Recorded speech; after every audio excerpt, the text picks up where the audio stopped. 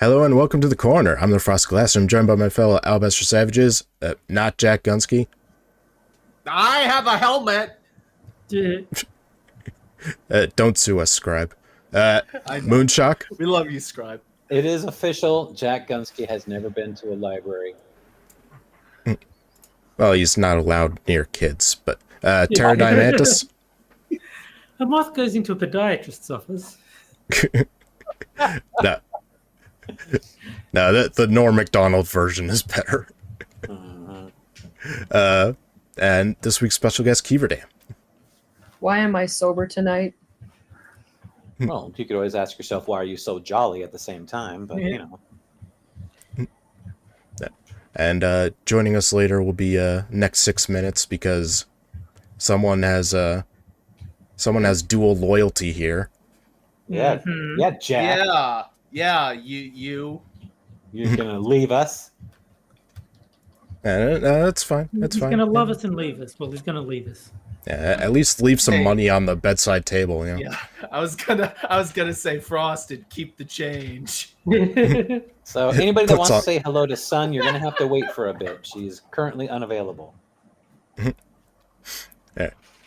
But how are you guys doing? Tired. But that's usual. I had a good fourth. Did you blow shit up? I threw my adult snappers on the ground. But did you blow shit up? Other than that, no. You mean they don't blow cars up? Damn, that sucks. Well, there were car alarms going off at the firework display. Yay! Yeah. Well, like I told you guys, I have an appointment with my surgeon next week. Yeah. Yeah. Because For the very first time. Yes, like a surgeon. Did you see Weird Al's video about music video about the debate? No. Oh my god, he did that too? I'll have to take a look at it. All right, anyway. Well, speaking of the 4th of July, you know, summer is the time of parties, pool parties, you know, fun in general. It's a shame because it's winter at the moment. I forgot you live in the Negaverse. So they don't call the winter the summer in Australia. Yeah, They but still call it the winter. Yeah, it's winter. when exactly has it snowed in Sydney? The only season that we name differently is for some reason you call autumn fall, which is dumb. Well, we kind of call it interchangeably. Yeah, it can be either. No, it can only be autumn. I don't know what's wrong with you guys. The leaves fall off the trees. That's why it's called fall. So why don't you just call spring the vernal equinox, Terry? And in New Hampshire, all the pricks come out of the woodwork to come look at leaves. Leafers! They're Yeah, leafers. but like saying that it's called fall because the leaves fall off the trees. Should summer be called shine because the sun shines during summer? It's like, Yes. Don't you channel my wife like that, fucker? All right, let's not get into the old season debate again. Come on. All right, but anyway, there is a way to make your summer parties even better. 6-point summer fat inclusive etiquette. Is this going to be Six authored isn't here by... yet. Should we be reading this before Six gets here? Are you calling him fat? And do I win the bet if this is authored by frickin' Walking Cow? Edgar Berserk. Well, I mean, is that a picture of Six on the unicorn? I mean, if that is, then maybe I'm right to call him fat. Agabird. Push her back into the water. She can't breathe. Hold on a second. I gotta... Is anyone here a marine biologist? BYR. Is that Just a bird? ball stuck in the blowhole. Is that a Titleist? Ah, here we go. Let's see. What the fuck do you look like? Oh, Yeah. Oh, she has her own website, Ermagerd. Who gives a shit? I do, because I have to find out what this fucking woman looks like. Oh, look at her. What does Keith posted in chat? Why the fuck are your pictures all blurry? Oh, okay. It's a fact. Oh, there you are. I love youth work. That's pretty disgustingly creepy. All right. Yesterday, we had the Night of St. John, which is the shortest night of the year in the Northern Hemisphere. And in many European countries, its celebrations are related to the beginning of summer. Last week, the school year ended, and we officially entered into, for many, the best season of the year, summer. No, winter is the best season. There you Well, go. Our author's What the picture hell are is you that. talking about? Winter's the worst season, and it's not even close. Winter is the worst season. I hate to agree with Jack, but he's right. I was No. right. She is a walking cow, and she has sausage She is. fingers. Sausage fingers to boot. Winter is just universally terrible. There's nothing. The only redeeming quality about winter is that by happenstance, Christmas happens during it. Other than that, That is incorrect. it's just total dog shit. It's just Christmas total is in dog summer. shit. No, And winter's no the snow. best. It's not hot. Snow blowing is much better than mowing the lawn. How long is your walkway? 10 feet? Huh? You don't I- have 100-foot driveway. So get a better driveway. Yeah. I bet her throat is deep. Well, her picture is in chat if you wanted to take a look at her. I mean, she's not that fat. Like, take off 40 pounds maybe, and she's okay. Well, That sounds pretty fat, to be honest. If you got to take off 40 pounds to get her to look reasonable, that's fat. yeah. While many people go on holidays, enjoy swimming pools and beaches, and have fun with some water sports, kinky. Others might feel uncomfortable or excluded, and as a consequence, limit themselves from the real joy of summer. Although there are a lot of collectives left aside during this hot season, I would like to focus on mine, the fat community. Summer can be a very challenging period for many fat people because of its difficulty to hide our bodies. Hey, I have trouble hiding my body, so too, okay? And the more we uncover our bodies, the bigger the chance to hear body-shaming comments, receive uncomfortable looks, and get diet recommendations. All of which I'm brings... disappointed that the article didn't start with, your butt is wide, well, mine is too. Better watch your mouth or I'll spit on you. Ham on whole wheat.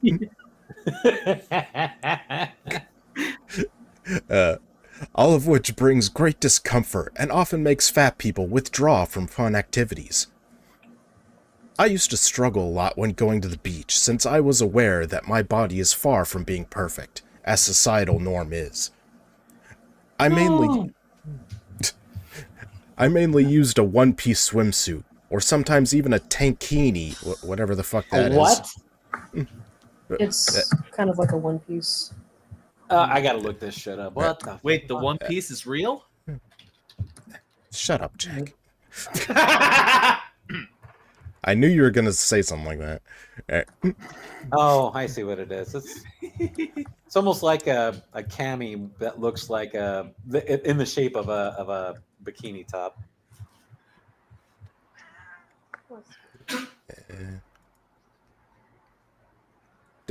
Okay, so it's just a one piece, but has a skirt.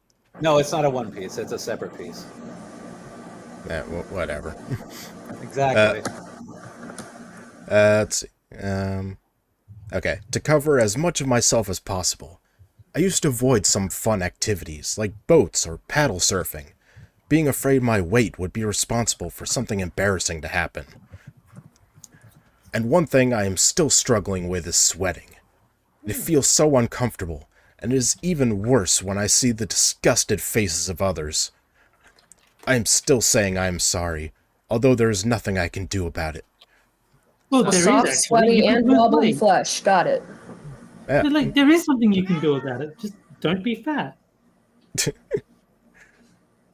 Fatness is not an immutable characteristic. Yeah. Like, Yeah. if you're fat, then stop being fat, and then you can wear the clothes that you want. It's called a tankini because you can It's cover like- a tank with the amount of fabric. It's like, it's too hard. Well, you must not want it badly enough then. Yeah, it's not like height. Like, if the problem is you're too short, you can't just grow 6 inches taller. But you can lose weight if you eat better and exercise more and all the rest. No, you can stop being fat. I've seen lots of ads saying I can grow 6 inches. Cialis, Viagra, you know. The most uncomfortable thing is the comments from much smaller bodies than mine. Like midgets? Getting ready for the bikini body. It doesn't matter how small the person is, and how perfect.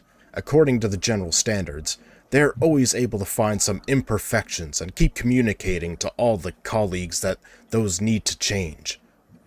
It can be losing 2 kilograms, making a belly more flat, or an ass more round, or reducing this invisible anyway cellulite. Unfortunately, those situations are communicating to the people with much larger bodies that they are not acceptable, undesirable, and simply they need to change. They do. That's hate facts, as our friend Jack Cochran would say. Yes, well, I'm a very hateful, very factual person. Yeah. Because of a person with size M, Medium. okay, whatever that is. I think in this case the M stands for massive. No, she refers to that in the next sentence. Monumental. There you go. Because of a person with size M is saying that she will not go to the beach until she loses 2 kilograms because her body is disgusting. The person size 4XL will understand that their body is disgusting too, and they cannot go to the beach. No, That actually, is the correct conclusion. No, M stands for credit to M. this 4XL person. That is correct. You are disgusting and you cannot go to the beach. No, see, Terry, size M means M-class planet. Yeah. You're not allowed to go to the beach. You go to the beach. There's a big sign: no fatties allowed. This beach has a weight limit. Yeah, no fat chicks specifically, but fat dudes as well. And also, this isn't unique to the beach, but like, you know, it's fine going out in public and stuff when you're like really big, but just dress accordingly. Like if you're like really big, don't show midriff and stuff like that. Yeah. Oh, come on. Everyone wants to see that muffin top. Like I'm fat, so I wear like loose clothes and stuff like that. You know, I'm not wearing muscle shirts or something.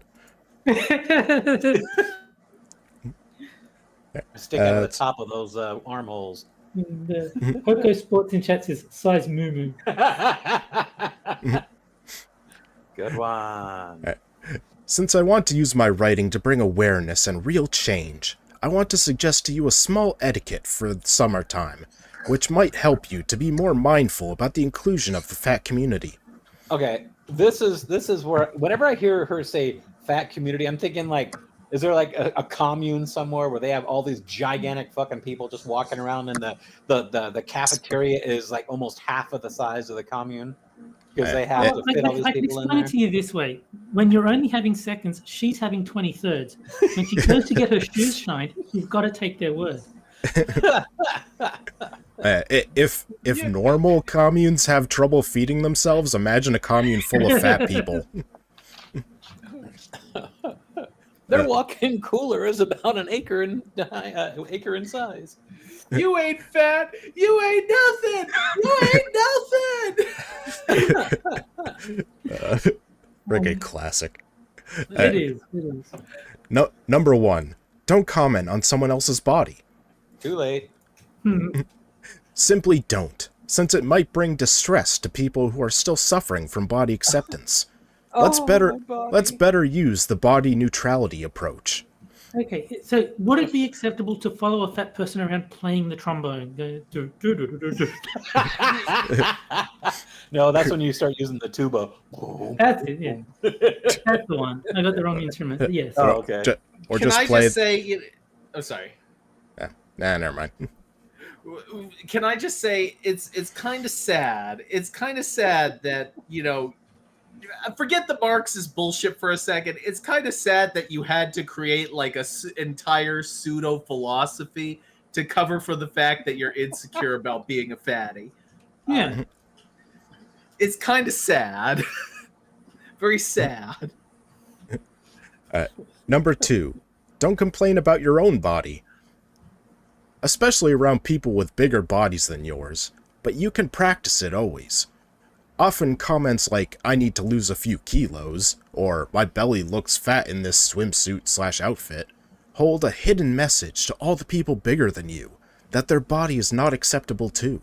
You know, Right. Rodney Dangerfield made a good point in Back to School when he says, if you want to look thin, you hang out with fat people. I mean, wise words. Exactly.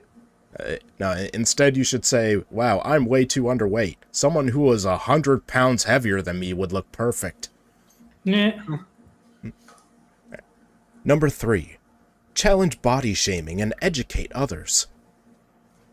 If you want to be an ally of fat people, you can always intervene when you see fat-phobic comments or behavior happens. You can check on your fat friends and offer support or someone to listen to. And you can communicate to the authors of the comment what are the negative consequences of such behavior. So you see a normal-sized person say, I need to lose a couple kilos. Go to your fat friend and say, are you okay? They're like, no, I'm fat. What do you think? Are you okay? Do you need help? Go get stuck in a well if you need my help. All right, let's get you home. I'll back up the truck. Number 4. Number 4. Lead by example. If you feel comfortable in your body, show it. Wait, You can take. feel comfortable? Anybody are you like wearing your body like it's a fucking piece of clothing? It's like, well, I'm not so comfortable in my body today. Let me go ahead and put another one on and see how it feels. But what if I feel comfortable in someone else's body? Then they make a movie called Silence of the Lambs about you. Yeah. Oh, I see what you did there. If would you validate me? I'd validate me. If you feel comfortable in your body, show it. You can take your fat friends to the beach together. Hey, What? fat friends, come with me. Everybody sits down in the ocean at once. Tidal wave! Or do they all arrive in a bus together? Let's see. Take friends to the beach together. It is much easier if you are not the only one. And if you can see that other fat people can feel confident in their bodies.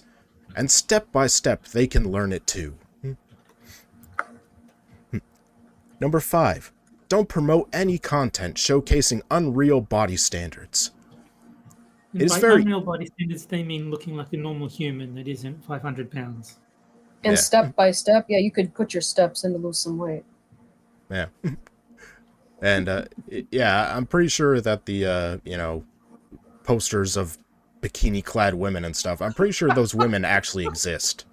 Yeah.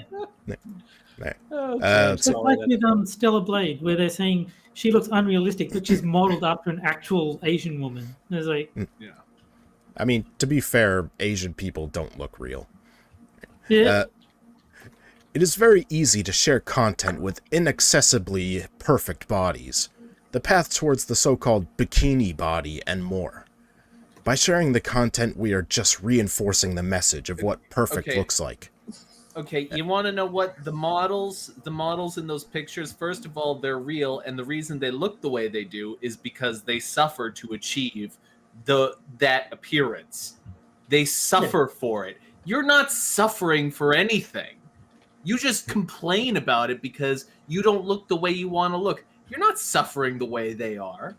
So why on earth should I subsidize your weakness? You're weak to me. And the societal pressure to have a perfect body. So, alright, so, you should always check to see if your fat friends are okay, and, send them fat content, so I guess, like, send them BBW videos.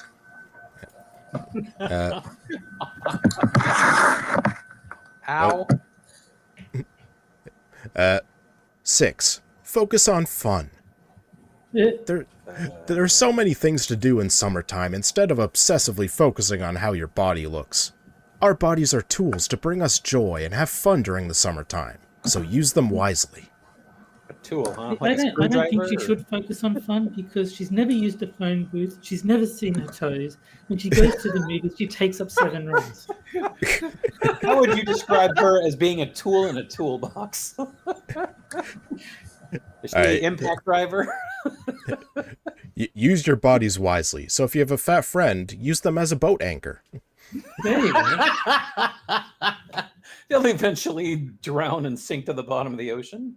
Use them as bait. I like that. Good one. All right. And Please with get the that end of the picture out of my face. That is horrible. Blow it that up. picture, No. this was taken about an hour before the Titanic hit it. Yeah. All right. And with the end of the first article comes the first game, and that is Sad Libs Double Prompt Edition, Yeah. where I take 4 headlines from Medium, take out 2 words, and you guys have to fill in those words Mad Lib style. Then the chat votes on which one is best. All right, so Jack, I need a person possessive. So like person apostrophe S. Yeah. Yes. Okay. Jill Biden's.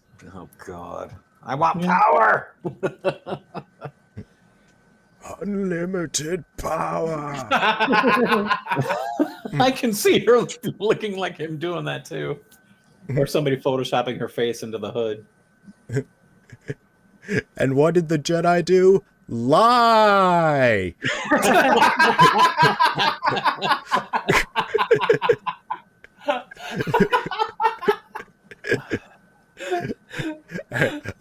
Moon, I need a living thing. Would if you read it, would Ham Planet work? I don't know. That's like an insult. No, that's not that's a an no. actual. Okay. How about? Don't try and make the word a joke. Make the word know, normal I but know. funny. I know. How about? Just say nigger. Good one. Yeah, is that where you're going with? Sure, why not? Thanks, Terry. I'll help you out with yours. I've already got mine. All right. Terry, I need an adjective. So following on from that article, I'll go with blubbery. I was kind of hoping it would be like nigger-tastic.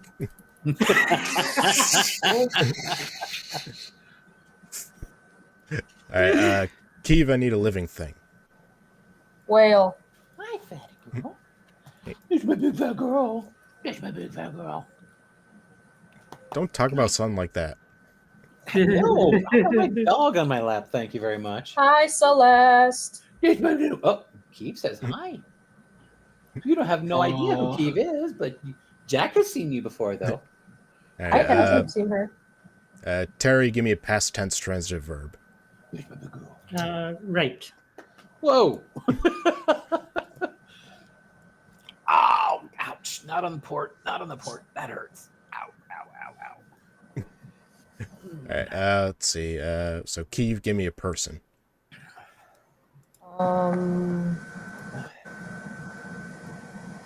I guess Kamala Harris. Oh, that works. Cool. Good one. Well, she's not even black, is she? She's like Indian. Jamaican / Indian or Jamaican something. Indian. Yeah, yeah. Yeah. So she's dark skinned either way. All right, She's still Jack, a give me. nigger. Jack, give me. She's an honorary nigger. Yeah. Jack, give me an adjective. Oozing. Ew. What? It's gonna be a gross one, people. It is. It is. All right, and Moon, give me a past tense transitive verb. 8. That Whale works, ate. doesn't it? Yeah, I think that You read works. it? Okay. Okay, Oh boy. so let's see. Sounded good. Shut up, hate camel. I disagree strongly, Tier. Black is a color. you don't have to be American of African descent to be black. There's black people in England. You're just retarded. I remember when I was a kid and like I saw on some show it was like a show that takes place in Britain and there was a black guy and he had a British accent and that always confounded me. I was like, black people are from Africa. Why does he have a British accent? Alright, so let's see. Jax is Jill Biden's black sheep uncle raped this gay boy. Oh. And let's see. Moons. Calling myself a trans nigger? Hard. Calling Kamala Harris a lesbian? Harder. Trans nigga. You're welcome, man. Oh, thank you. I don't know. I don't think anyone's hard for that second half. Trans nigger, coloreds in disguise. Alright, let's see. Terry's is... Two blubbery girls enjoy a nude beach with the neighbor's oozing cock. Wow. Stop. Oh. I think that's too on the nose. Terry It's wins. too on the nose. I don't want that on my nose. Alright, and Kieves. The new Mexican president is a whale, but that's not why she was 8. She was 8. Who's saying that anyways? She was 8, man. She was 8. Alright, so give me a sec to start a poll, so check in on which is best.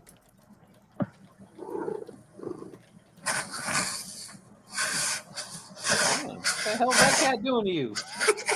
You guys can hear that? She's moving her face again. Stop. Come on, you silly girl. Oh, 6 will like that. 6 is a big Come on. on cats. Come on. Okay, we believe you have a cat. She likes to rub her face on stuff. I don't know why. She has a rubber face? What? She's marking her territory. I mean, Yeah. depending what it is, I like to rub my face on stuff. Whoa! Terry, you're Pussy gonna win. live on the air. What? That's right. That's when you say It if just anybody feels ever good wants to listen to her. Never mind. I can't even say it. Alright, well, oozing cock is in the lead. I know this goes against my best interest, but I'm gonna vote for Moods because I kind of don't want oozing cock to win. Oh, I voted for oozing cock.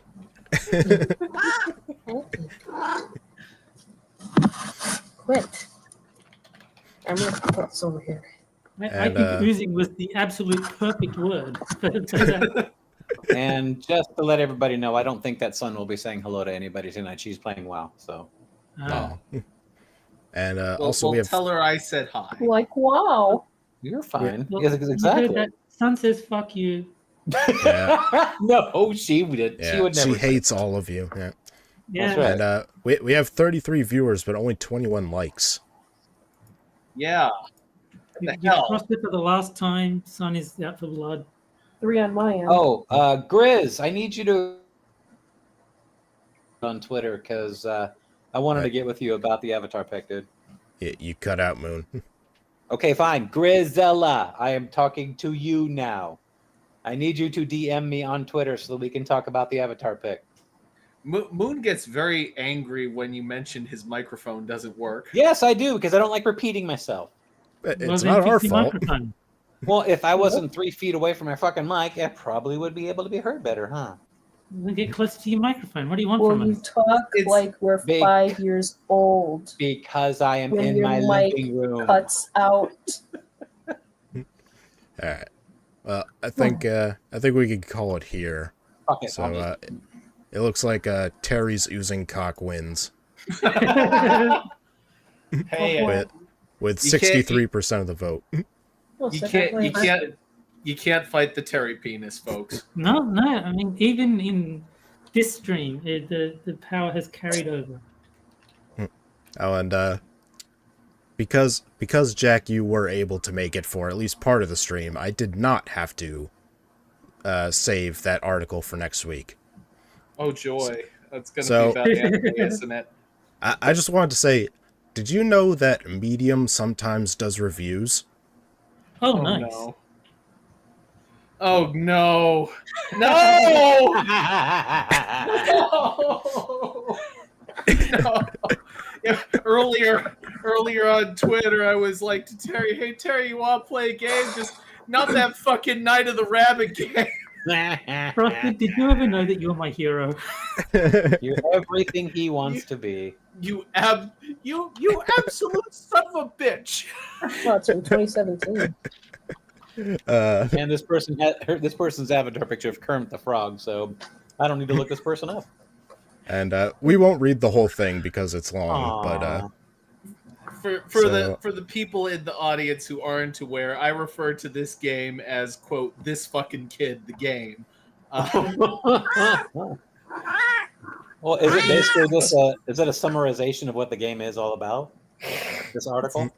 well, it's a review. You know what the author thinks of the game. Oh, good job, good job. You piss off Jack nicely. Well done. 10 out of 10. All right. I've got to say, Jeremiah Hazelnut is one of the best damn adventure game protagonists in some time too. No, no. He doesn't even like coffee. Jerry's good-natured and respects those around him. He's not shut sarcastic or world-weary, driven by necessity or life or death threat. He's just He's a an regular. empty vessel. He's nothing. I like that they admit he's driven by nothing. Like there's no inciting incidents spurring him on. He has no character at all. He's a non-entity. He's just a regular grounded kid who's a willing participant in an adventure of his own choosing. He's not a regular grounded kid. A regular grounded kid would have been one of the other things you mentioned. Seeing the world through this perspective is a welcome change. There's a sense of awe and wonder, not to mention enthusiasm. When you encounter a puzzle, it doesn't feel like an obstacle to this kid, just a challenge. Yes, it does. Yes, it does. Everything's a fucking struggle with this fucking kid. No, everyone knows that you use snails to open windows. That's just common sense. Yeah. None of this game makes any sense. Adventure games often condition you to be a mischievous, deceptive kleptomaniac. Manipulate those around you for personal gain, pick up anything that's not nailed down, etc. Yes, and it's often played as a joke.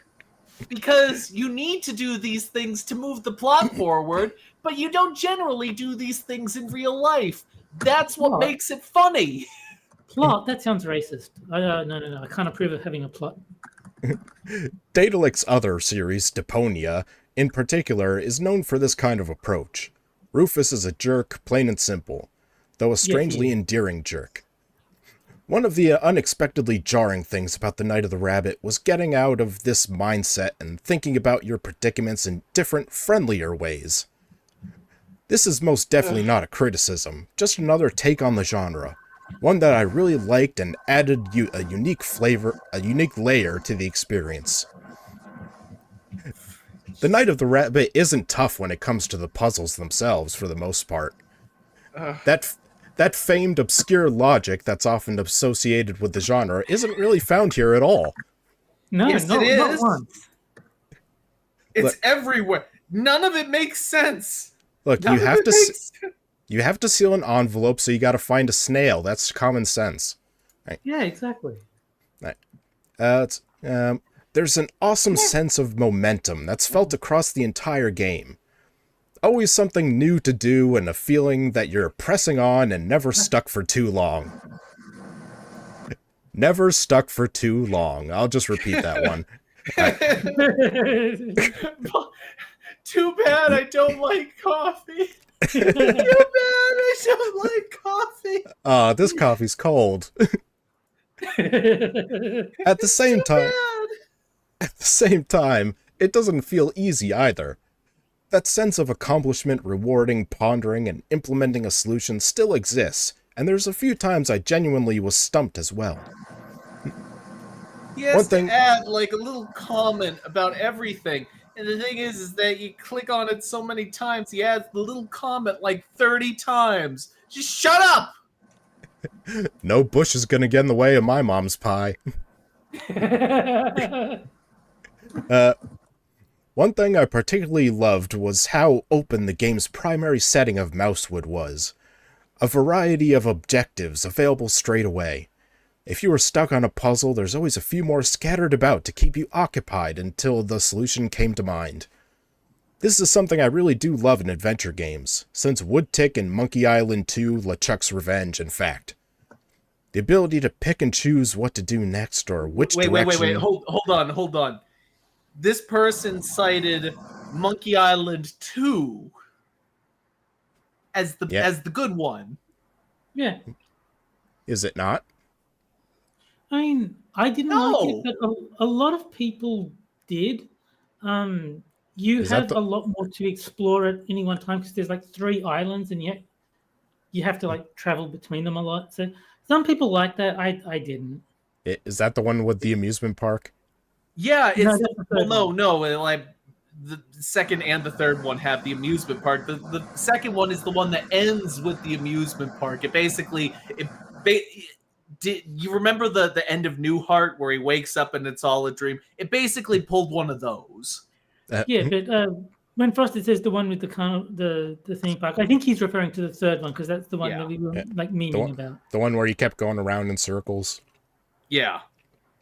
No. Second one was much worse than that. Yeah. Alright. The ability to pick and choose what to do next or which direction you'll go gives a sense of control. The puzzles are clever, well constructed, and interesting too, though not entirely perfect. I'm gonna commit murder, Frosted. Look, if you see a bicycle frozen in the snow and you don't want to pour coffee on it, I don't know what's wrong with you. Now, Jack, when we were DMing, did I not say that there would be a session of Night of the Rabbit?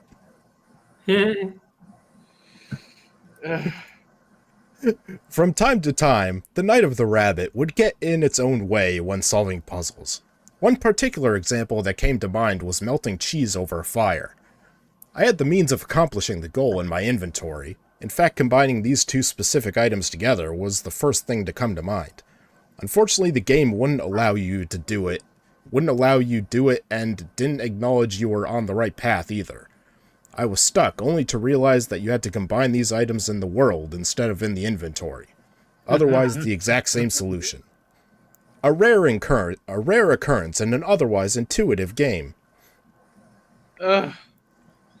You know nothing about anything. Yeah.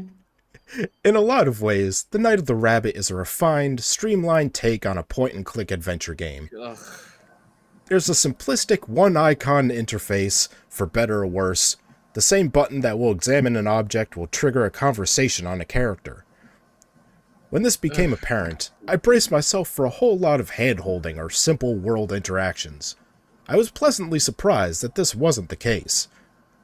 There's a lot more complexity here, especially when Jeremiah starts to acquire spells throughout his apprenticeship. The Night of the Rabbit is an incredible... one of those spells. We can talk to rocks. Yeah. Oh joy, we can talk to fucking rocks. Isn't that cute and whimsical? You can talk to rocks.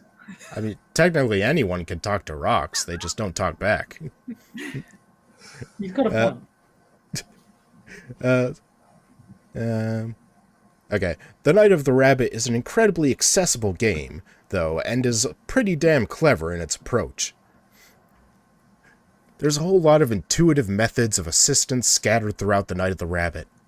Jeremiah possesses a magic coin that is integrated flawlessly into the game's story, while outlining all the surrounding hotspots. There's an Advice Seeker spell, too, that can give you hints from your mentor no matter where you are in the world. And thanks to the next 6 minutes, we now know that Marquis de Hoto means Marquis the Faggot. Hoto means faggot, and Marquis means marquis. Though this isn't as helpful as it initially appears. Marky Dahoto basically recaps what he's already told you. To me, this was a missed opportunity for a built-in walkthrough. There's an integrated fast travel. It's not supposed to be a walkthrough. It's supposed to be a hint system. But he doesn't give you any hints. He just repeats the last thing he told you, which isn't helpful.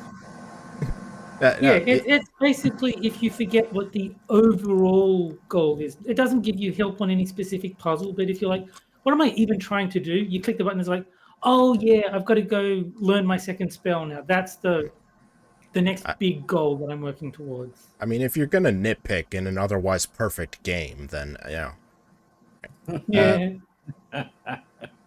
There's an integrated fast travel system for Mousewood, too. Its obvious thought has gone into creating an accessible experience.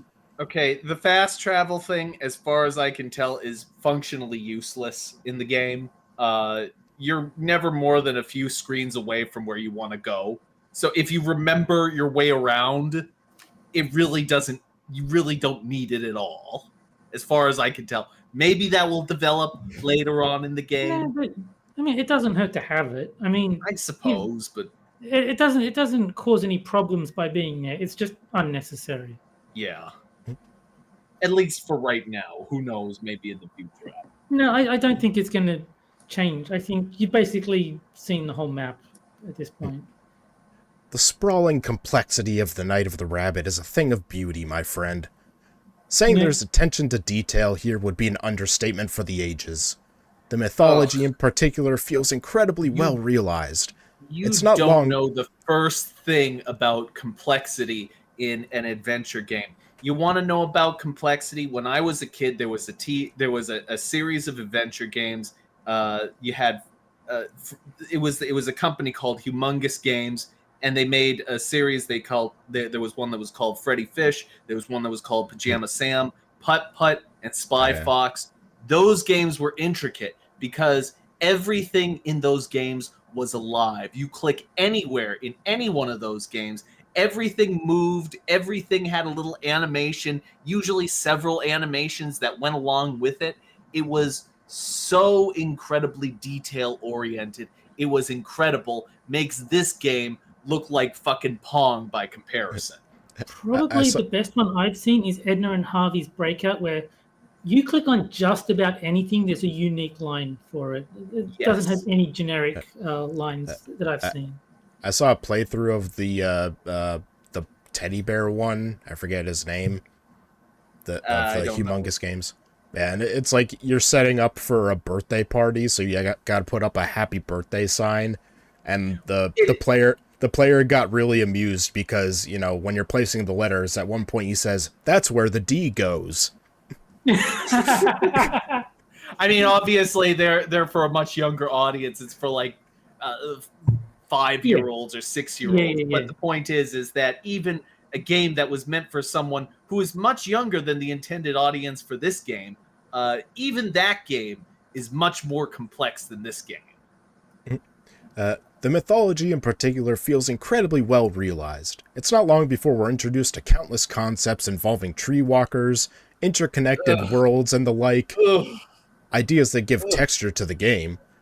Often only enough lore is given to capture your imagination, with more slowly unraveled as the story progresses. Stop saying tree walker. Let's see. Okay.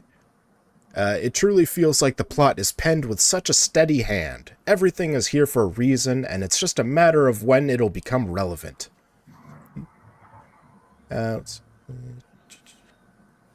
Okay, now they talk about the art style, which isn't really relevant. I don't think there are any big complaints about the art style. No. It's okay.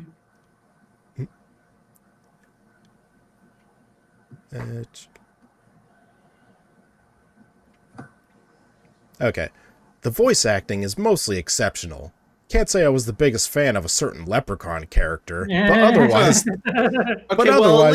At least they got that. But otherwise, there were no complaints at all. Oh man, the music, too. One of the nicest soundtracks I've heard in a game, adventure or otherwise. Shut up. earthy, grounded music, violins, acoustic guitars, and wind chimes. I sat on the beautiful sepia-toned main menu for a long time just taking in the stirring theme composed for The Night of the Rabbit. One that has a few variants throughout the game that can change the mood entirely. I particularly liked the adventure-like version that played when talking with the Marquis de Hoto. Yeah, that's the worst part of the. He's just talking to you, and all of a sudden, like the Indiana Jones theme plays. What the fuck are you doing? You're just talking to a fucking rabbit.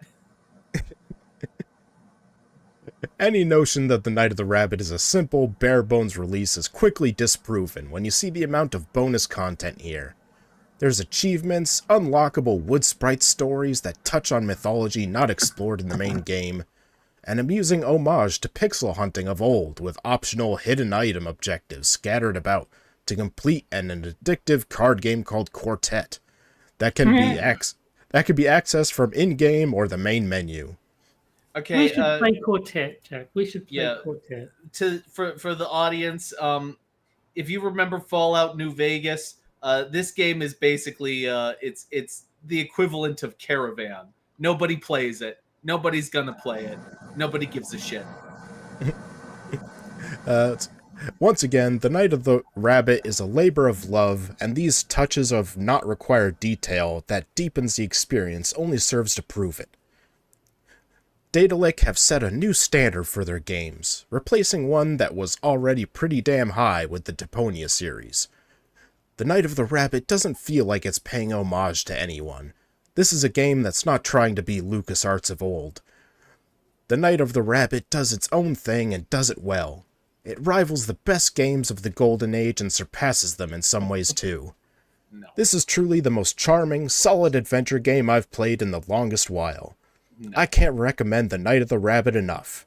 A damn good game and a modern classic. Yeah. Total horseshit. He did get one thing right. Deponia is good. I do like that series. And one thing I mentioned in chat, the fourth game in the Deponia series was written explicitly to say fuck you to all the people who didn't like the ending to the third game. And I think that's hilarious. I don't know what Deponia is. It's another adventure game. It's made by the same people, published, I think, by the same company that published Night of the Rabbit. Evolved Potato wants me to play Deponia. I would like to play Deponia. The only holdout I have of it is that some of the object interactions get really obscure. Because I have played the first one, they get really obscure, and so I would just click around the screen for hours and not get anywhere. And I don't think that would make good. Make good video. Well, but you know how to fix that. You put it in Droggle Jug mode, where every single word in the game is replaced with Droggle Jug, and then it is a far superior experience. Yeah. So Deponia that's my one holdout. Sorry. Deponia just sounds like how an Italian would say the pony. Alright. Well, with the end of the second article comes the second game, which is for the chat only, not Jack. Which is why he's leaving to betray us for minions soon. Yeah. And that is the Caption Contest, where I show a photo of a political figure or event, and the chat comes up with a caption for it, and whichever one we like best, I'll tweet out after the show. So, this week we got good old Joe and company reacting to fireworks.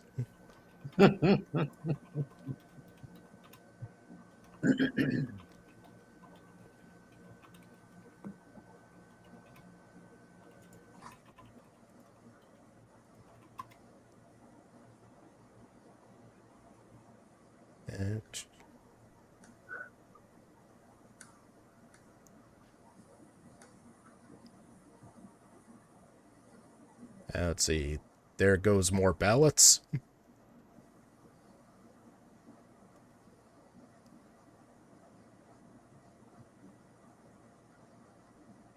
Yes, Joe, it is shiny.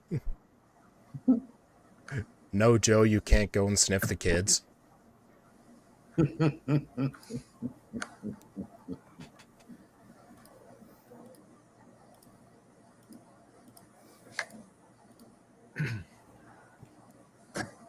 didn't he, like, awkwardly, like, raise up Kamala's hand or something at one point?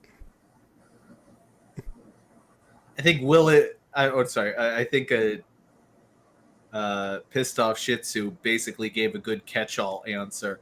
I pooped myself again. Yeah. Let's see. Hey, that one looked like my life's work. I just did that in my pants.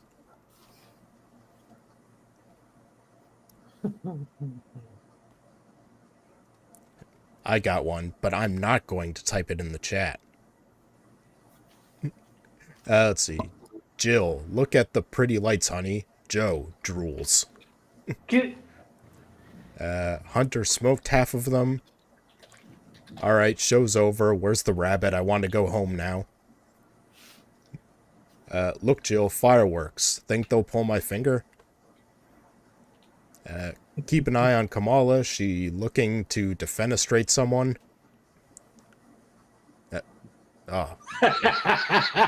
Moon. I would expect this from Jack.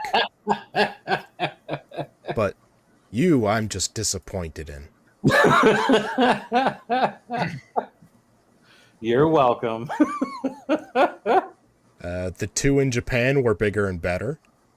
Oh. I mean, true, yeah. Am I having another stroke? Where am I supposed to point again? I like that one. Who's that? I don't know if this is a caption or not, but this stupid rabbit is going to be fucked by the day of the tentacle.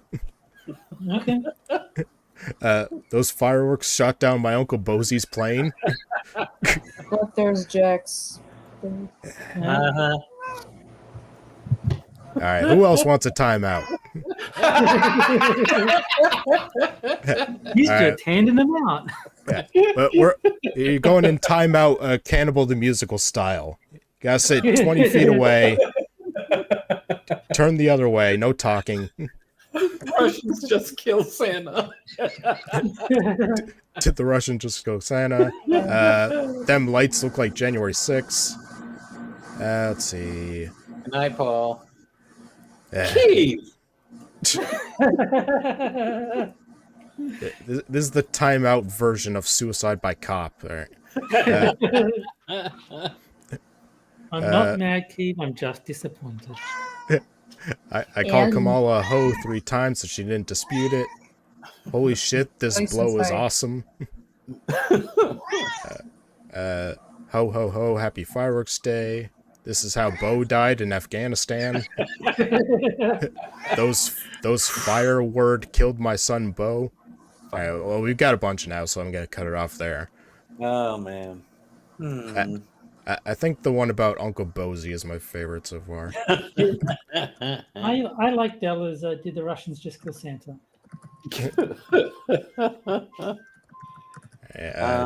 Jack. I'll go for that one. Did the Russians just kill Santa? All right. Moon. I like the good job, Joe. You saw all the fireworks. Oh wait, that one's mine. See, the police are after you for suggesting something in chat. Yeah. See, this is what happens when you don't follow the rules. I'll have to agree. I like Della's. I'm pretty sure what happened in this chat tonight was worse than January 6th. Yeah. It was the darkest day in American history. Yep. I think Della wins. He's got 3 votes. Right. Kiev? Sure, Della. No, you have to choose your own. She Well, I can don't vote know for Della if she wants. It doesn't matter. Oh, all right. Well, they're all entertaining, I suppose. All right. Well, looks like Della wins this week. You know, if only someone had thought of what did those fireworks do fly, that would have been brilliant, but sadly no one suggested it. Yeah. Yeah. Well, then you're supposed to put it in there, Terry. Come on. If only. It's fine. Because then you'd answer the question of who else wants to get a timeout. I didn't even put a caption. All right. Let's Okay, for this one, I'm not going to reveal the title yet. Uh-oh. So, How time much for longer do we have Jack for? Because doesn't he have to head out soon? 10:30. Can you at least show me who the author is? let's see. I mean, if they have a picture of themselves in the as the next to the name. I really don't give a shit what the author looks like at all. Hey, that's No, my of course job. not. I just put the author's name in chat. Thank There you. you go. That works. All right. Okay. So, on to our third article. If you ever want to stop the conversation cold during a heartwarming Catholic holiday dinner with extremely conservative parents, just mention the Donahue-Levitt hypothesis. And they will ask you, what the fuck are you talking about? And they'll say, wow, you pretentious little dick. You learned a made-up bullshit term just so that you could sound important at parties. How the hell did I raise you so wrong? So I know who Phil Donahue is. I don't know who Levitt is. Joseph Gordon-Levitt, I assume. Oh, Yeah. that makes sense. Okay. Stephen. Now, you bring up the Voight-Kampff test. That's what you do. She's not bad. She's not bad looking. Oh dear. No. I'm They're not. setting off fireworks now. No, she's not bad looking. Well, it's kind of cut off, so She's you cute. only know what her face looks like. Yeah. Her face is fine. Yeah, there were no other pictures of her other than those kind of. All I right, just let's- assume whatever they're not willing to display is hideous. the theory originated with those adorable Freakonomics guys, Stephen J. Dubner and Stephen D. Levitt. Yeah, I kind of have a crush on Levitt. Don't judge. What? Most people... What? I don't know. Most people have heard of the Donahue-Levitt hypothesis, but here's a refresher. Oh yeah, everyone knows what this is. Yeah. Okay, just tell us what the Kobayashi Maru is, and we'll get on with it. Although most Americans think we live in a violent period today, crime rates tell a different story. Between 1960 and 1970, the violent crime rate increased by 126%. Between 1970 and 1980, violent crime increased by 64%. Many who lived through New York City in the 1980s remember. The city looked like a bad Purge movie on most days. In other words, just a Purge movie. Yeah. Today, the crime rate is at a historic low that has dropped by nearly 50% since 1990. To put this in perspective, of victims and not perpetrators... Guys, I have a feeling that there's gonna be some very naughty things done to statistics in just a few moments. You think the phrase per capita is going to escape this person? They're going to take statistics out behind the woodshed. They're gonna ruin everything. To put this in the perspective of victims and not perpetrators, the National Crime Victimization Survey found that after 1993, criminal victimizations fell from 79.8 victimizations to 23.2 victimizations per 1,000 people. That's a lot of unruined lives. And So that's why Levitt- you have to vote Democrat, to make sure those lives do get ruined. Yeah. Wow. So Levitt began looking for correlative data on why crime plummeted. And after eliminating stricter gun laws, a strengthening economy, more innovative police strategies, an aging population, and an increase in capital punishment, he found only one reason that explained a safer world. The 1973 Roe v. Wade case legalizing abortion. Oh, What? okay. No, that makes sense because most of the babies being aborted are black. So if you're killing all the black babies, the crime rate goes down. No, that tracks. Basically, legalizing abortion in the 70s decreased crime rates from 1990 onward. The reason? Unwanted children after Roe v. Wade were never born. As I explained to my Well, that parents... explains everything. Yeah. Yeah, we can decrease... Unwanted children cause increase in theft? we can decrease crime easily if we just kill them before they have the chance. Well, That ain't true. Forget the moral quandary of killing something to decrease a crime rate. Where's the correlative effect you're discussing? Can you even give us like the basic rundown? No, I just told you. If you kill all the black babies, the crime rate goes down. That's just common sense. As I explained to my parents after the eggnog was poured, imagine that poignant scene in It's a Wonderful Life when George Bailey realizes his family and friends would have been worse off if he had never been born. Except this holiday classic is called It's a Never Became a Shitty Life. In this film, George Bailey is born to a mother who didn't have the maturity or resources to care for him. So George grows up to be a real douchebag who causes mayhem and murder in the lives he touches. Wow, you are just a real, genuine piece of shit, aren't you? But a famous court case prevents George from being born, so his victims have a better life. The end. The whole purpose of It's a Wonderful Life is that George Bailey thinks that his life is worthless at one point in the movie, and it is shown that his life was not worthless. The point being is that you can't forecast your value as a human being, and oftentimes you have difficulty looking back on your value as a human being. So it's like that scene where he's on the bridge, except the angel says, "Do it, jump, pussy. Everyone would be better off." Yeah. Well, that was kind of the outcome in the Married with Children one, where Sam Kinison plays the angel, and he's like, "I don't know what to say. Your family really would be better off if Al Bundy never had been born." And then that is what inspires Al Bundy to continue to live. Is like, wait, I don't want good things for that fucking family of mine. I'm going to live on just to spite them. Again, this did not make me popular at Christmas dinner. I am not the only one. I am not the only one. I like to picture that she has like a sister who's pregnant or something.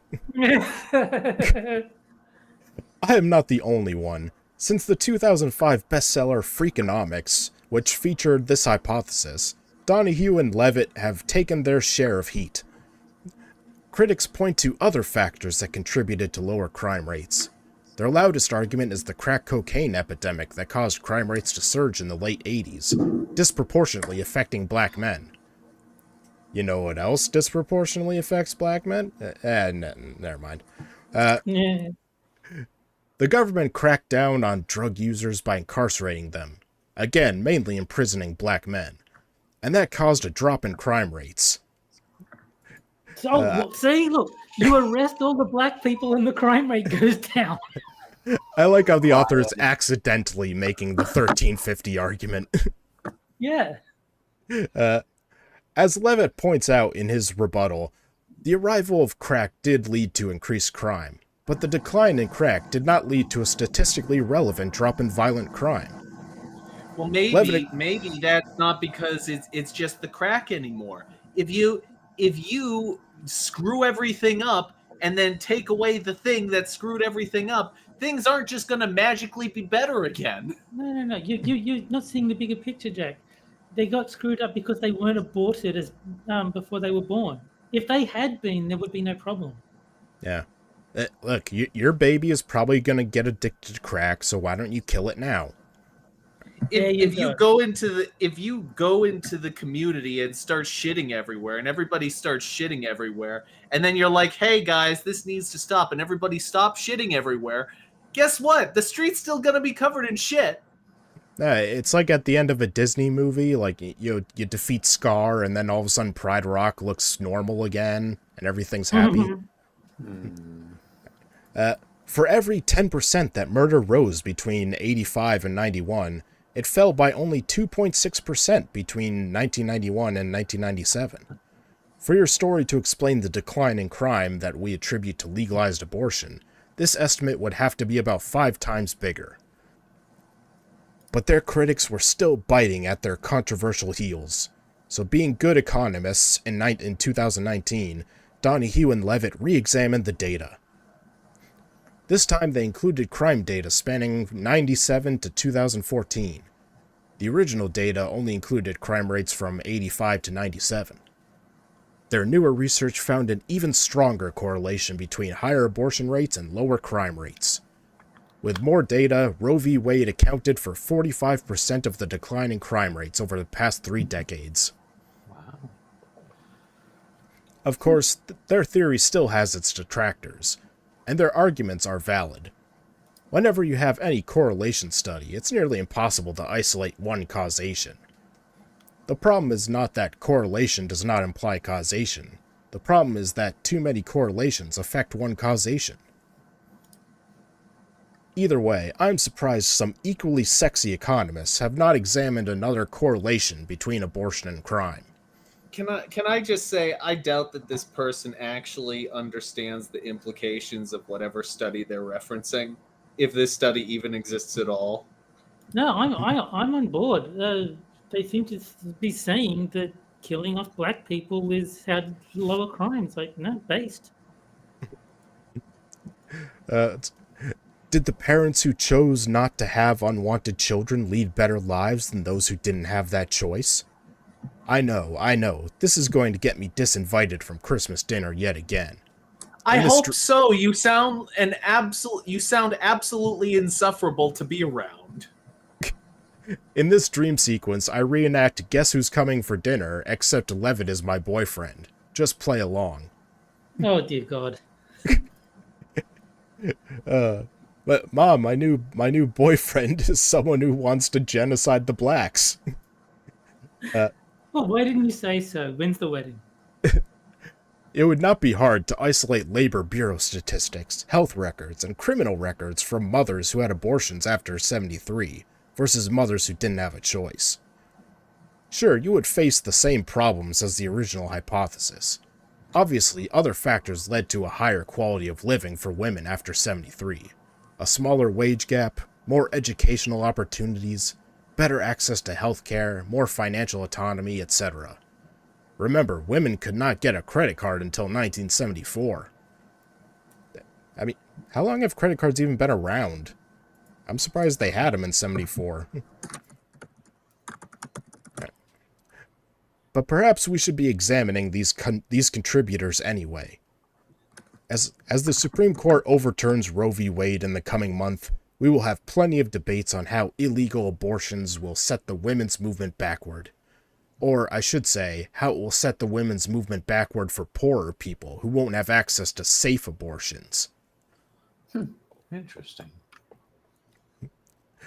Rich white women will get access to safe abortions. Black women know this. It's why 94% of black women voted for Hillary Clinton versus only 54% of white women. Yeah, sorry, I still have not forgiven my white idiot friends for voting for that unformed homunculus. It's why I am no longer friends with them. And Hoko Sports has an excellent point in chat. Women can stop all rape by just not saying no. This is true. Oh my God. The black women won't be able to afford it. And also apparently condoms are not affordable. So I don't know. Birth control. Yeah. Be abstinent. I don't know. Maybe I will send it to Monkey Devil Fruit Zero. You never know. Unfortunately, if women and men are forced to have children they are not prepared to have, they will have less opportunity to go to college, establish financial independence, or focus on their career goals. Conservatives know the cost of the motherhood penalty. When women do not have agency over their bodies, they do not have agency over their lives. In the coming months, we will have more of these debates. But if you want to really piss off your conservative relatives, just mention the Donahue-Levitt hypothesis after the eggnog hits. I'm sorry, but if you go to a family gathering with the sole intention of shit stirring, you're a piece of shit and shouldn't be invited. Correct. You should be disinvited from all family events if you go there with the intention of causing distress to your other family members, because you're a dirtbag. Mm-hmm. You just want to murder all potential criminals before they're born. What's so controversial? Yeah, no. This woman has 177,000 followers. You'll notice that the movie about stopping pre-crime is called Minority Report. Oh, I mean, even they knew it. All right. Well, with the end of the third article comes our final game. Hooray! Oh. This is the best one. And that is Porno Gender Edition. dun, dun, dun. Where I give you 3 genders, 2 of which are from the LGBTIA wiki, meaning they're 100% real, and 1 I made up, and you have to figure out which one is made up. And I'll even give you a short description of each one. Fan. Alright. So, gender A. D. I know you want the D, Moonshock, but this is not the time. Oh my God! How did you know? Mervamp gender. What? Oh my God! Xenogender related to vampires and mermaids or vampire mermaids. I fucking knew it. When I saw the mervamp, I'm like, That's what yep. it's gonna be. Merman! It's a mervamp. So is that like a mermaid's tail and a fucking vampire body? I'm glad to hear that, Wilt Forge. Alright, gender B. Sictoric. What? Xenogender, which is frail and sickly, like a sick Victorian-era child. Oh my God. Why are Victorian children brought into this? And gender C. Demon fluff.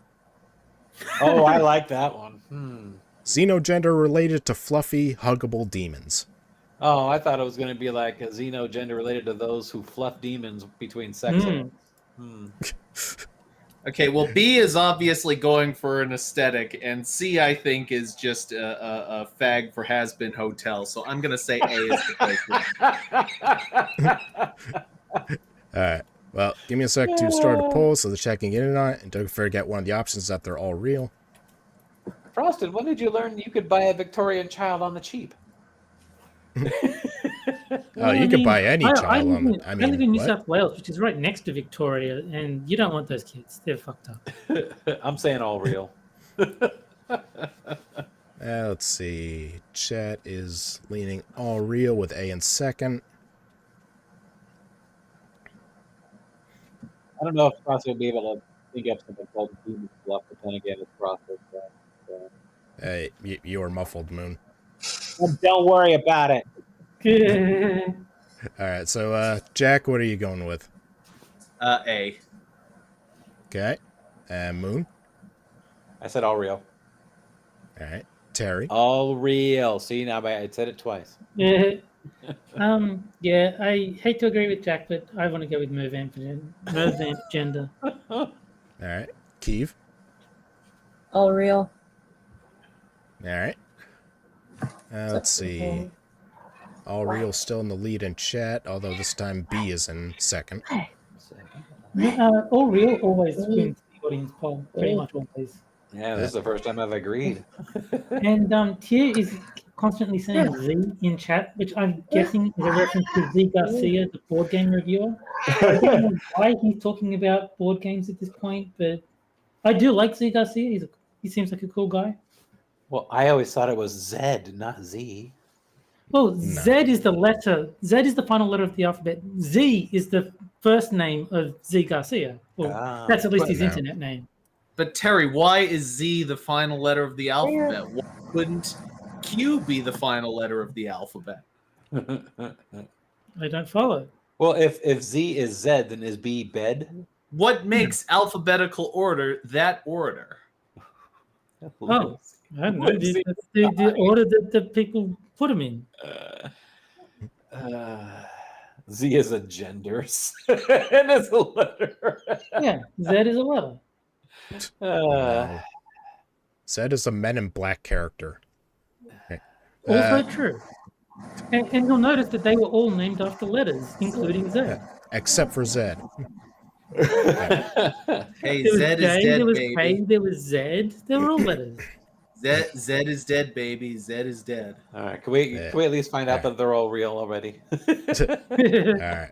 Well, I'll end it there. So, chat one with all real, followed closely by B.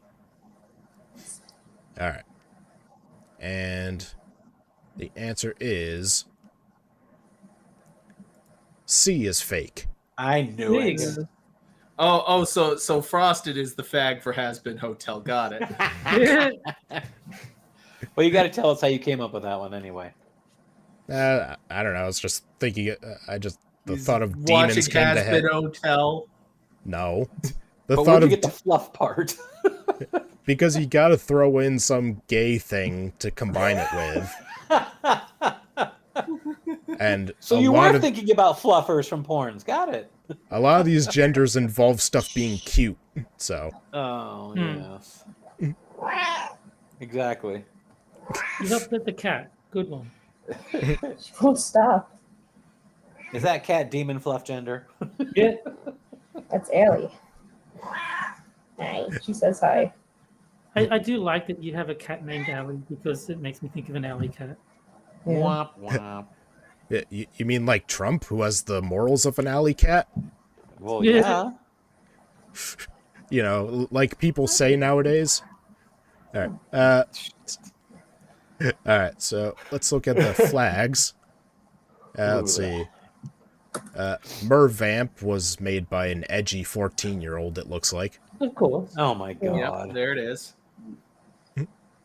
Is that Why a is silhouette there, of why a? is there like strawberry jam at the top of the flag? Yeah. Did they forget to clean it? Oh, tell me they didn't take the silhouette from that new fucking Little Mermaid movie. I don't know. It's probably just a Generic stock one. picture. Yeah. And there's Siktoric, which is, I mean, it's not just straight lines, but you know, it's still not very imaginative. I like it. It's simple. It's Terry likable because it's simple. I would have put like I would have put like a handkerchief with a spot of blood on it. There you go. I feel like it's upside down though. I feel like the red should go Yeah. on the top, like, I kind agree. of like how the temperature scale on a heat map goes. Well, it shouldn't be like red to blue instead of red to green. Like blue is on the bottom and red is on the top. But that's not blue, that's green. I know, but it should be red over blue instead of red over green. Because whoever did that one, you're thinking like fucking seasons of the year. Well, no, because on a temperature map, it goes from green to red. You don't get into the blue until it's like frozen territory. Oh, Green okay. is You're like thinking about 70s. you're thinking about from like a weather map kind of temperature, Yeah. not necessarily. Okay, yeah, that makes sense. Stop being so sectoric. I just like the idea of your gender as a frail, dying child. It's basically Tiny Tim gender. Oh, God. I see a gender without an owner. All right, but we also have. I'm just reminded of a play that kind of made fun of that. He said, and Tiny Tim will die of being a cripple. But we also have Poe or No Gender Edition Too Retarded for TV, Wah, wah. where we do a gender that you guys wouldn't believe I made up, but it's also too retarded not to share. One of these days we'll see a Frakes gender. Even if I have to make one. Exactly. Yeah. All right. And this week's gender is Vulpistonarchic. Oh my god. All right. Huh. Vulpes, I'm guessing fox, like an Yeah. Arctic fox. Xenogender related to being a high/stoner monarch. Oh, okay. Well, that's kind of fucking metal. Yeah, I guess. I put that in there assuming that 6 would be here by now. But Oh, okay. He's not very disappointed. and there's the flag, which is very boring. Is it just oh, that's lame. Yeah. Yeah. You know what I think about when I see that flag is I think about that dude that goes gay in that I classroom. mean, it kind of does look like someone Vulpist on it. Yeah, I don't know where the name came from, because, yeah, Vulpus means, like, wolf or something, doesn't it? Fox. Yeah. I don't know. Allie thinks it's lame too. Yeah. Alright. And, Girl. so I guess, Jack will have to leave, like, halfway through our final article. I guess. Just leave now, you quitter. Yeah. I could Six probably. Would you rather I just leave for the fourth article, Frosted? Hey, you can stay as long as you want. I'll stay. Unless this takes 40 minutes, I think that we should be okay. Speaking of minutes, is 6 here? Nope. I'll send the invite to 6 so he's ready.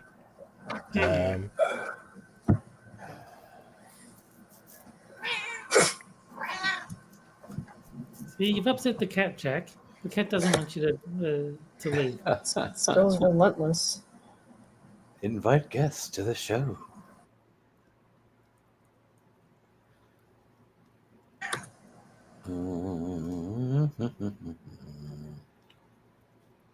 Why are you looking at me like that, pretty girl?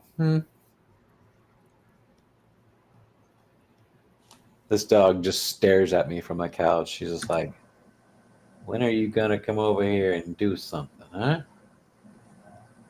And then she got giant ears sticking up in the air. Meanwhile, Savvy Butt's over there just curled up and sleeping away. Alright. Okay, I sent the invite, so he'll Oh. I told him to show up whenever he's ready. Let's see. So, our final article, Biden versus Trump debate. I'm not watching. Yeah. Sick. Well, I mean, I didn't watch it. Very wild. And this was written before the debate took place. Oh, Okay. God. I couldn't watch it because I was working. I already know what happened, and I didn't need a time machine. Oh, This is going to be great. we've seen her before. I'm not gonna Prepare ruin it. yourself. But she's on Team Pride, though. So there you go. So she's a lion. Okay. Yeah. I am writing this on June 26th, the day before the debate. I don't know why debate is in quotes, but whatever. And I'm going to tell you what happened. No time machine is required. You can fact check me after the fact. Oh, we will. God, I'm already reading ahead, and this woman is so fucking disillusioned. Here's what happened in the debate. Biden was sharp and on his game. Very. Wrong. He got across a lot of talking points about protecting women's rights, about student debt relief, about $30 insulin and a great economy, yada, yada, yada. Yawn. Well, I think Trump said it best. Wrong. I don't really know what he said at the end there. I don't think he even said either. Friggin' legendary. Oh, yeah. Biden also got in a few good biting jokes, obliquely mocking Trump's lack of cognitive capacity, as well as Trump's current status as a convicted felon. Snopes would have a field day with this woman. Biden also landed a particularly witty oblique reference to Trump's upcoming sentencing. I wouldn't exactly say it was very witty, but okay. Trump, on the other hand, spent a large chunk of his time attacking the moderators for cutting off his microphone. That's way wrong. He did really well. He did really well at not engaging with the bullshit. Yes, Yeah. did. I think they only cut him off once, right? Just the one time? Hey, baby. He was particularly rude to the woman because, well, this is Trump. Other than that, there weren't any coherent sentences from Trump to quote, but comedians like Jon Stewart, Jimmy Kimmel, and Jimmy Fallon will have a smorgasbord of delights to choose from as joke material. That's way wrong. Why would you leave this up? Why didn't you delete it? Well, I archived this one just in case. Good I will call. not speculate whether Trump will discuss boats powered by batteries and whether it is better to be electrocuted or eaten by sharks. He might, who knows. Good God, this woman's stupid. However, Trump certainly made clear how much he hates America, hates Americans, and that we are all going to hell in a handbasket. Wrong candidate there, honey. Have you ever seen Joe Biden speak ever? Have you ever seen Joe Biden speak, say anything, give a speech ever? Have you ever seen anything from this man? No, ever. Jack, this woman sounds just like my parents in Oregon. They're the ones that will vote blue no matter who. So, I mean, you could have a fucking eggplant up there and they'll vote for it over Trump. I think we owe a great debt of gratitude to Biden. Without him, we wouldn't know that Corn Pop was a bad dude. No, they're he could be running riot. Hello. How's everybody? Hey, Six. Pretty good. Hi, Six. How you doing? I'm good. Not too bad. Not too bad. And without Biden, we wouldn't have beaten Medicare. Exactly. Yeah. The entire thing, Joe Biden's entire campaign, and this was true of the last campaign too, was basically don't talk to the media. Total media blackout. I can't imagine a worse way to fuck up than putting him on a stage where he cannot be coached by anyone. Just to be clear, he meant out of color. He didn't mean blackout. That's racist, and he apologizes. Yeah. That's African American out. Thank you very much. Yeah. People will be running conspiracy theories for decades as to why they did this, because it doesn't make logical sense. This is what Biden's team wanted. Yeah. It's like this was the reason, or the, oh my god, I just had like the start of, okay, now it's okay to go after Biden and his sanity, like the permission for the mainstream media to change their story on him, because now they're just like, no, he's not mentally there, blah, blah, blah. All right, cat's out of the bag. Exactly. The only thing that I can possibly guess is that this was all a very badly miscalculated bluff, because that they knew the media was going to be incredibly biased in Biden's favor, and they didn't think that Trump would agree to their terms, but he did. Yeah. No, that's my theory as well. I think they added all those conditions, trying to force Trump to say, no, I'm not going to agree to that. And then when he did agree to that, they're like, well, fuck. Because Donald Trump knew that all he had to do was get Joe Biden in front of a camera that everyone would watch and have him speak. Oh yeah, yeah. He sank himself. Trump didn't have to do a damn thing. Although the mic muting definitely helped, I think it was the no written notes thing that definitely hurt Biden the worst, because he cannot improvise for more than 2 minutes. No, and it's like every time his time was up, the moderators were like, "Oh my god, shut up, so I can mute you already." All right. Well, anyway, like they were happy to mute his mic. After the debate, Biden was seen smiling from ear to ear as he departed to go do more presidential things and more presidential work, as he tirelessly hops from White House to campaign events, back to the White House, off to Europe for important meetings, then back on the campaign trail. I'm not even mad at the author. I'm embarrassed for the author. You are on a different planet, my friend. We're talking. I don't know what you're talking about. They got it dead on. This is exactly how the debate went. Yeah. So in other words, Terry, this presidential debate is brought to you by Tylenol Cold and Flu. Well, on that whole cold tangent, I've never seen anybody with a cold that didn't sniffle or anything the entire time. I mean, this guy went like an hour and a half without a single sniffle. That's pretty remarkable for a cold. He didn't just have a cold, he also had jet lag from 12 days before. Yeah. How the fuck do you get jet lag going from fucking Maine to wherever the hell this was held? And just to explain to Mike R in chat, the author didn't watch the debate. This was written before the debate. Yes. That's why this is her prediction for how it's going to go. Yeah. Well, no, this isn't a prediction. This is how it went. She's on the same drugs. I don't even need to predict. This is definitely how it's going to go. Yeah. I really hope that this author continues to do articles like this, predicting what they think is going to happen. Oh yeah. Yeah. Oh, that'd be awesome.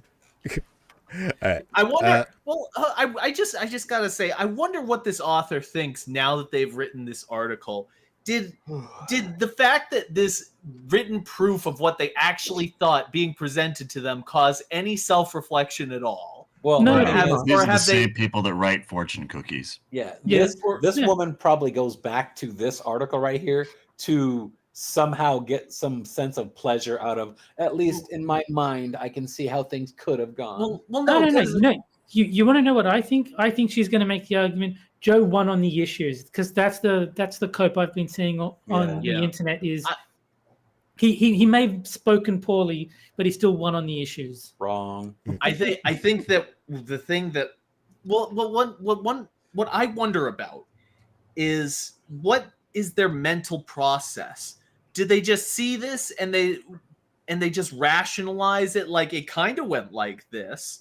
Because they aren't really usually used to being confronted with their own words in this way. They just spout off total nonsense, and then no one keeps a record of it. So when it's found out that they're totally wrong, nobody can really call them on it. And so they can just rationalize and say, oh, well, I always believed the correct thing. Well, now you see, Jack, this is the way when you approach your job, you want to do your job, but instead you just whip out your magic 8-ball, give it a few shakes, and say, "Hey, how do we proceed?" Whatever comes up, that's what Biden says. As I pointed out on Twitter, and Terry will get this reference, in Dracula Dead and Loving It, after Dracula is killed by the sun and becomes like a pile of ash, Renfield comes in, scoops up the ashes, puts them in a pile, and then draws a smiley face in them. And he goes, "You're looking like your old self again." That's basically the Biden apologists after the debate. Pretty much. Jack, when do you need to go? It's 10:30. Actually, it's at 10:31. Do you want me to go? Well, I don't know if you mean, were what watching. ticket you have, Jack? Fuck off, Jack. You heard us make it welcome. I'll leave for now. Oh my God! I didn't know if you were watching the clock or not. Fuck off. You can leave. You can leave or Get the go. water bottle, spray it. You can leave or go whenever you want. Exactly. I'll leave in 15. How about that? Okay, that's fine. All right. Let's see. Fox News freeze-framed Biden smiling and waving at someone, and the Fox News host declared Biden just had a stroke from an Adderall overdose. Not too far off on that one. Fox then added it is now guaranteed that Trump will win, meaning, of course, when he loses, and they know he is going to lose, that the election was stolen. Quelle surprise. Thing is, Fox didn't even have to do that. All the other news stations did. They're like, yeah, Trump's going to win now. After all the screaming and crying they've done about democracy and stolen elections, what will happen if Donald Trump just absolutely sweeps the next election? Oh, Well, I think he will, now that everyone's seen what Biden is actually like. Well, I mean, who knows what Get ready dirty for shit a they're new going to Steele try. dossier. Who knows what dirty shit they're going to try, and plus, what are the odds that Biden remains the candidate?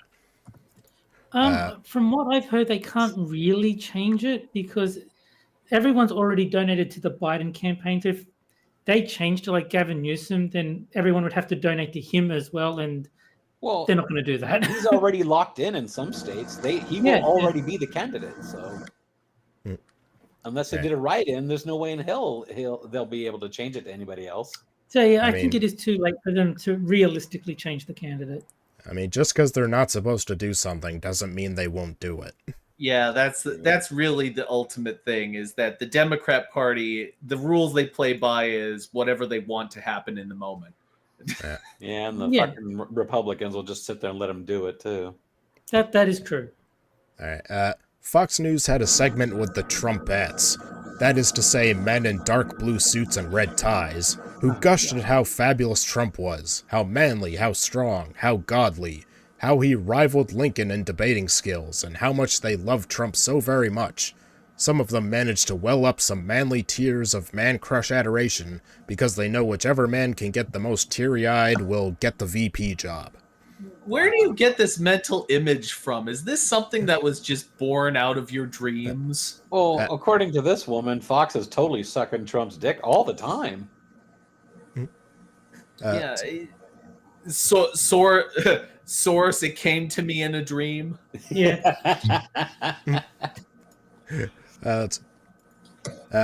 Trump, after the debate, got on his untruth social, Oh, Got him. Oh, snap. Untruth Social to proclaim in shouty all caps that my First Amendment's rights violated by fake news CNN and that nasty woman who gagged me just like crooked Joe Biden and conflicted Judge Merchan and the woke plot to destroy America and destroy the economy, and the only way they win is to silence me. Fake news, rigged election, Biden is a drug addict, fake news. I mean, most of that is true, but yeah. Whatever. That being said, you shouldn't get Chat GPT to write your articles for you. Yeah. Also, afterward, Trump watched MSNBC recap the debate, as Rachel Maddow gleefully, barely restraining herself from giggling, pointed out every time Trump lost his train of thought, which was basically every time Trump opened his mouth. Wow. That's projection on a wow kind of level. Yeah.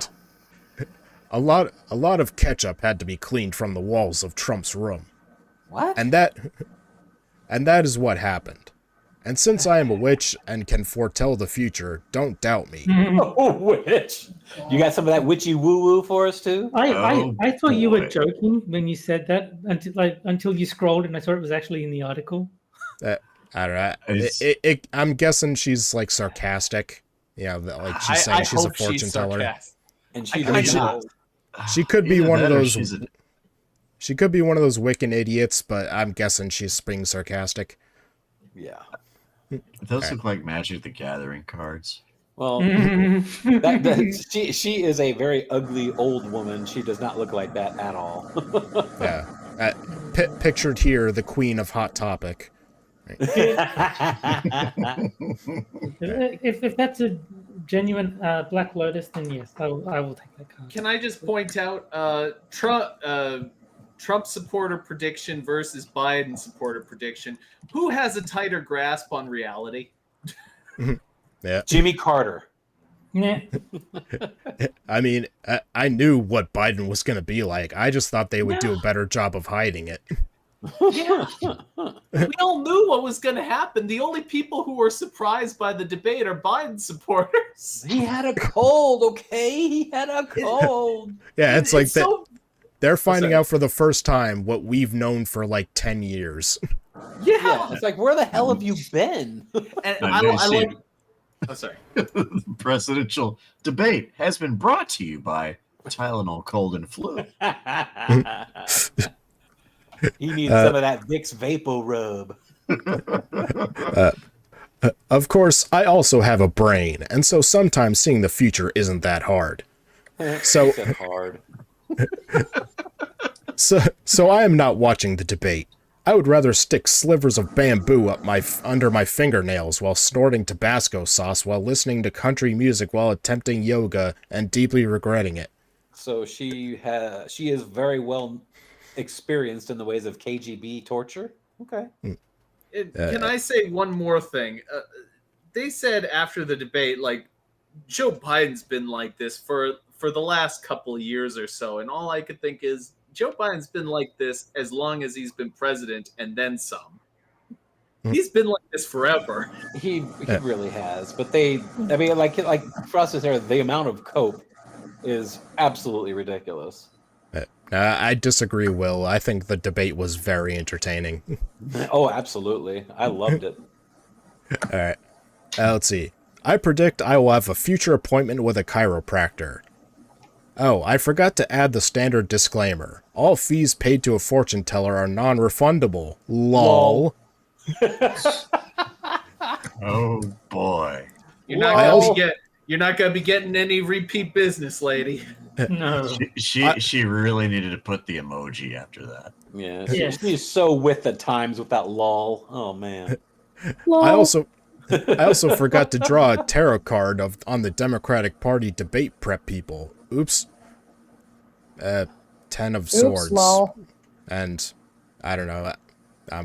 I'm not a douche, so I don't know what that means. At least she didn't do the stupid usual thing of people saying, "Oh, it's the death card." No, that's not what you think it means. All right, but wait, there's more. Oh dear God. Oh dear. After the debate, author's note added on June 28th. Oops. Huh? That's it. She added after the debate. Oops. Lol, lol, lol, lol, lol, lol.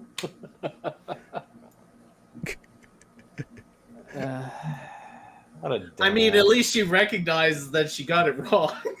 Yeah. Published in Bouncin' and Behavin' blogs. Wow. She really should have had the surprise to gopher. Yeah. She might as well have just Maybe- put my bad. Yeah. I hope that this author reflects on their life and the sort of things that they've been clearly filtering out, including probably what I assume is several unaided children in the next room over. Yeah. Yeah. I was having just edit. Well, shit. or just use the strike through and everything, but never mind. Yeah. NDM. Yep. Addendum. Fuck. And then lol.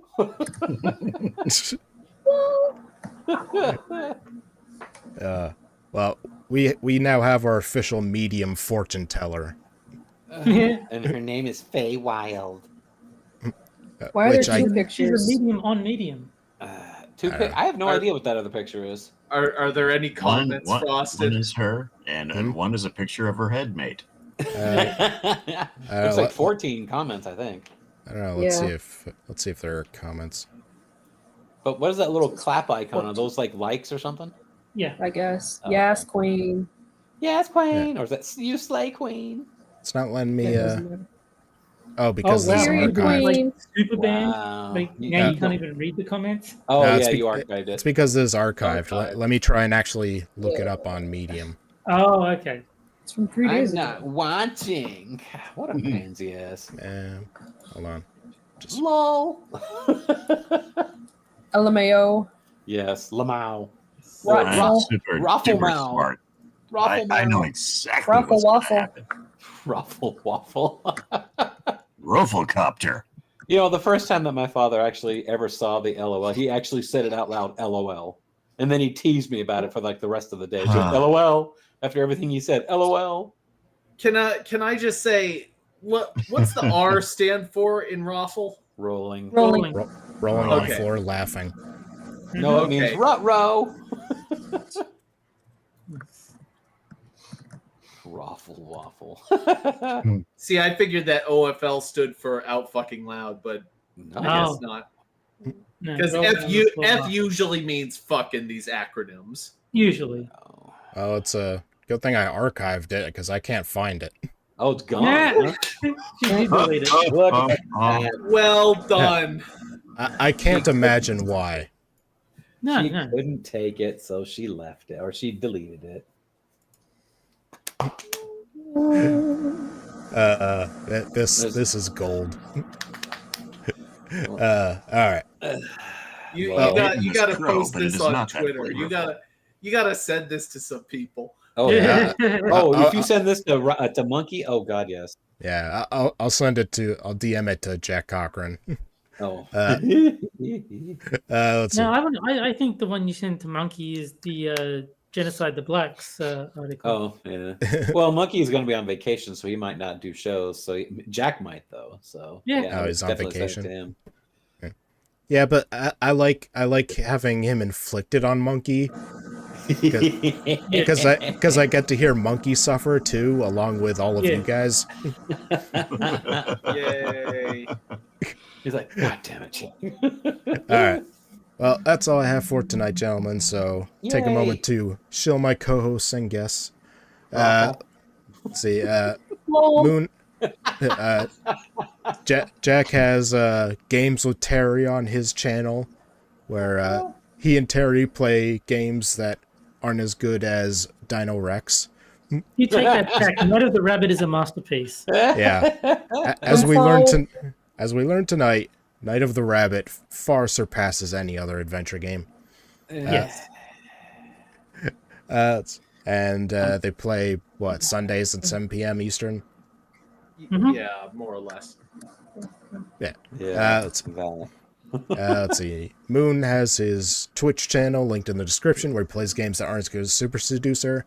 And he has his cancer treatment GoFundMe linked in the chat and the description. Yes. And hold on, before I'll you guys know, but I will update everybody. I do have a surgical consult this next coming week. They did find that there was not any spread to my liver, so the only problem that exists now is the swollen lymph node in my left armpit. So the plan is now to get that removed surgically, and then I should be okay. Hopefully. Hooray! Cool. Yeah. Clear. Awesome. Which is pretty good considering, for a while there we were fearing the worst, Well, Yeah. so was I. I mean, even my oncologist has no idea what the hell's going on. It's. He said this is one of the weirdest cases he's ever seen, and he's been doing this for almost 40 years. Moonshock. Weird. Okay. That's it, basically. Moon, he's All a weird guy. This guy, He what is. the fuck? But after this, if you get cancer again, you're on your own, okay? Yeah, that's pretty fine. much. Yeah, exactly. All right. Got Let's your see. mulligan. Terry is on Games with Terry with Jack. He's on Hammers Minions Nights. He's on Johnny Hellcat streams. He's on. Yeah, he does games. Six is Sober streams. I'm on Adam's. I forget what he calls it, but the video game fighting game stream with Adam. Yeah, I think that's about everything. All right. And let's see. Keeve, anything you want to show? I sometimes post videos. I usually sing happy birthday to people. That's pretty much it right now. All right. So I was promised Jack would leave. I want my money back. And Six, I understand you have a new book out. I do. I have 2 new books out, actually. The first 2 in a series of books that I've been working on for the better part of 2 years now. So oddly enough, the first manuscript that I wrote was too goddamn long. So That is a very long book, dude.